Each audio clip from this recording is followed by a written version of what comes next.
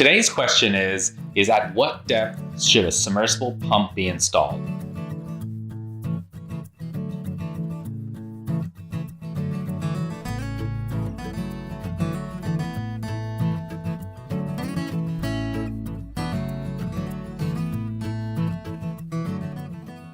So this is a super common question that we always get when we're talking about installing a submersible pump. And how deep you install your submersible pump is going to come down to three things. First, we want to look at the total depth of the well. Second, we want to look at the static water level. That's the distance from the surface down to the water level starts when the well is not being pumped, when it's just sitting there. And then the third thing, which is nice to know, but not essential, is we want to look at the refresh rate of the well, usually in gallons per minute. Because we want to look at that if we're going to be pumping the well faster than the refresh rate, then we want to take that into account and get the well pumped down further. In higher producing well cases, we might not need to go as far. But with those three items, it's going to be very simple to size your well. So the general rule of thumb is to just place your pump around 10 feet above the bottom of your well casing. What that's going to do is it's going to get it down well below the surface so you're going to have plenty of water to pump.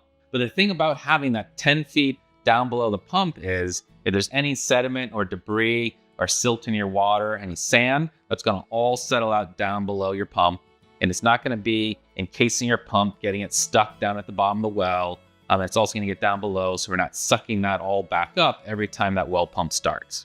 And so going down to about 10 feet off the bottom gives plenty of room down below, so we're not encountering those issues. So that's going to be the most common rule of thumb, is to just go 10 feet above the bottom.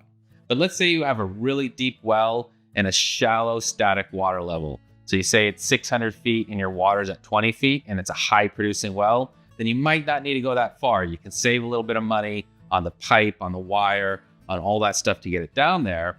Because you have the high refresh rate, you're pumping at a lower gallons per minute, you just don't need to go down to the bottom of the well. So those are going to be a couple of factors we're going to look at where it's a higher producing well, we're not pumping as much. Maybe you just want to go in those cases down, say 200, 300 feet and not go the full 500, 600 feet down to the bottom. So if you do have a lower producing well in a couple of gallons per minute and you're going to be pumping more than that, then you do want to go down as far as you can in the well up to the 10 feet off the bottom. What that's going to do is with that slower refresh rate, anytime you're not pumping water, that water column above the pump is going to act as a reservoir. So when that pump turns off, it's going to be pumping as much as it needs. The water level is going to be drawing down while there's a slowing refresh rate.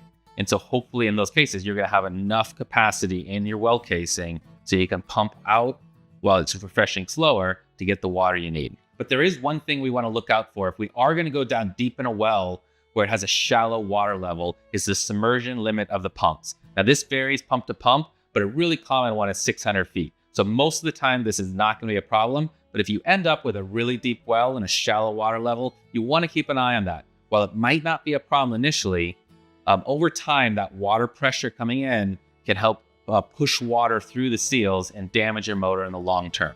So if you are going really deep, just go check out the specs of the pump and make sure you can go down to that depth you want without too much water up above. So the quick answer to this question is 10 feet off the bottom, and that's going to be a great rule of thumb for, say, probably 90 to 95% of your wells. But there are going to be some cases where you have a deeper well, and you might want to go a little bit shallower just to save a little bit of money and not have to drop that pump so far down to the bottom. If you have any solar questions, leave them in the comments below, and they'll be featured in a future video, or we'll answer them in the comments.